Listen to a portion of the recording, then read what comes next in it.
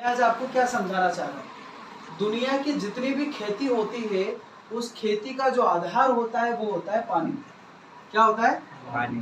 पानी है तो आप गर्मी में भी खेती कर सकते हो, पानी हो तो आप रेगिस्तान में भी खेती, और अगर पानी नहीं है तो कहीं भी खेती। अब किसान अपने यहाँ पौधों को तो पानी देता ही देता है। आज हमारी मिट्टी इतनी ज्यादा हार्ड हो चुकी है, इतनी ज्यादा कड़क हो चुकी है कि वो मिट्टी पानी को अंदर गहराई तक जाने ही नहीं देती। यकीन ना हो तो आज खेत पे जाओ, 3 फीट खोदोगे तो नीचे सूखा आ जाए। ठीक है, क्योंकि बहुत कड़क हो गई। और अभी बारिश के मौसम जाने के बाद मिट्टी खाद और दूसरी रासायनिक चीजें खा खा के इतनी कड़क हो गई कि वो पौधे की जड़ों को भी उसमें घुसने नहीं देती। अब ऐसे में सबसे बड़ी दिक्कत क्या कि किसान जो आज कीटनाशक का छिड़काव करता है वो भी पाउडर वाले या लिक्विड वाले, और किस में मिला के छिड़काव करता है? पानी में।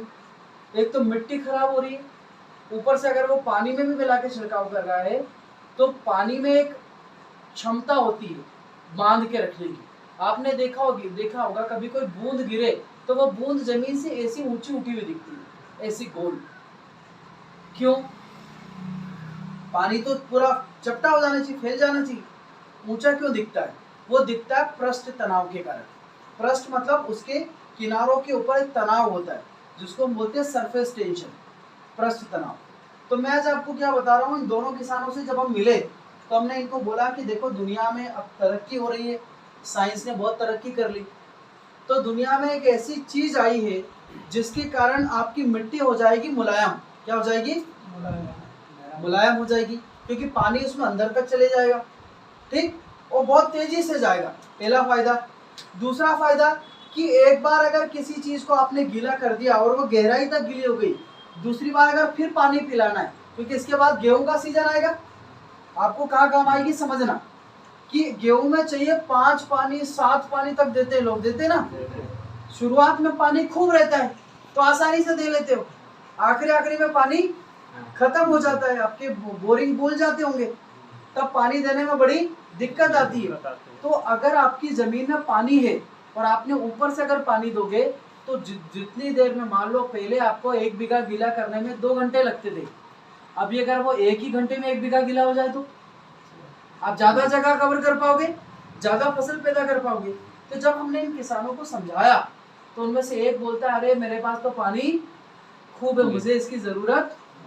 पर एक किसान ने बोला ठीक है सर, अगर आप समझा रहे हो और कोई चीज अगर बता रहे हो तो अगर अच्छी है तो ठीक है सर, हम उपयोग करके देखते।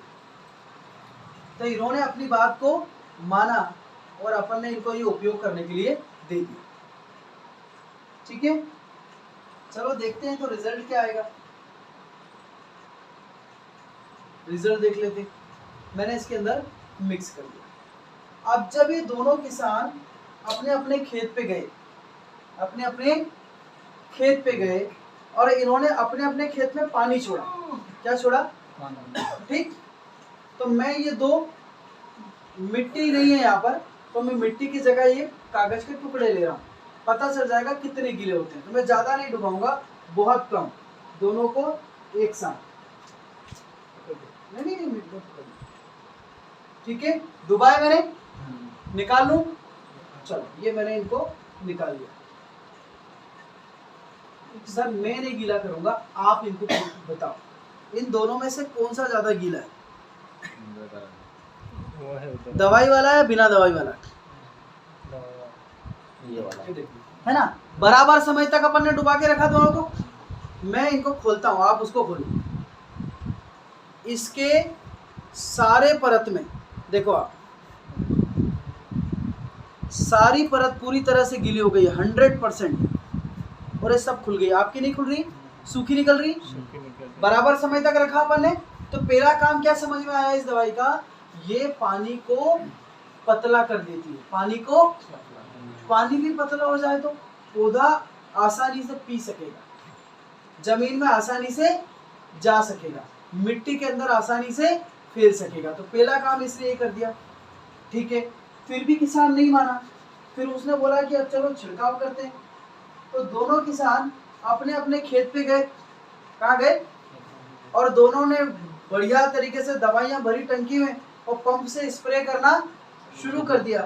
तो एक किसान जिसने अपनी दवाई का उपयोग नहीं किया उसने भी दवाई का छिड़काव किया, और एक किसान जिसने अपनी दवाई का उपयोग किया, टंकी में मिला दी उसने, दोनों ने, ठीक है, साथ साथ डुबाया।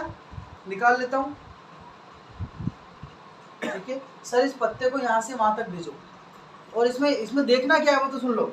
देखना ये है कि पानी कहाँ पर, इसमें पूरा फैला है कि बूंद बूंद के रूप में, बूंद बूंद के रूप में, कहीं पर सूखा और कहीं पे, तो जहाँ पर गीला है, जहाँ दवाई लगी वहां तो इल्लियां नहीं खाएगी, पर जहाँ नहीं लगी वहां पर।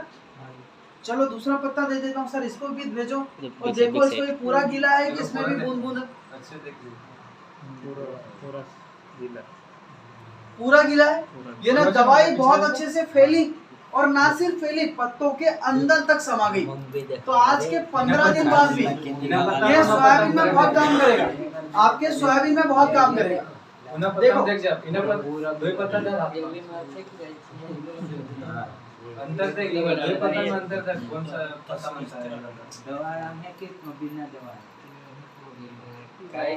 आपको आ रहा है समझ में, है ना? और ये पूरी तरह से जैविक है। 70 दिन के अंदर आपकी मिट्टी में से गायब भी हो जाता है।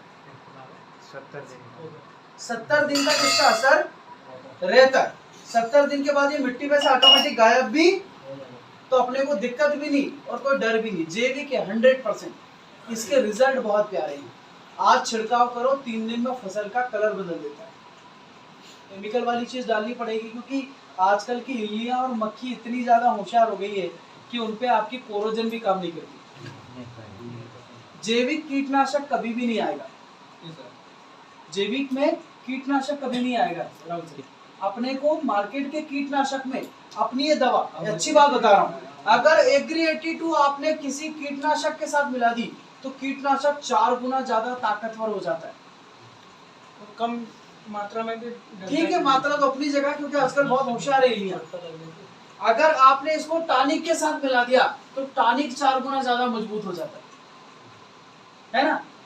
अगर आपने इसको किसी खाद के साथ मिला दिया तो खाद की ताकत को 4 गुना बढ़ा दी, और अगर आपने इसको मिट्टी में मिला दिया तो मिट्टी की उपजाऊ 4 गुना बढ़ जाएगी। पैदावार अच्छी होगी, और पैदावार अच्छी होगी तो पैसा भी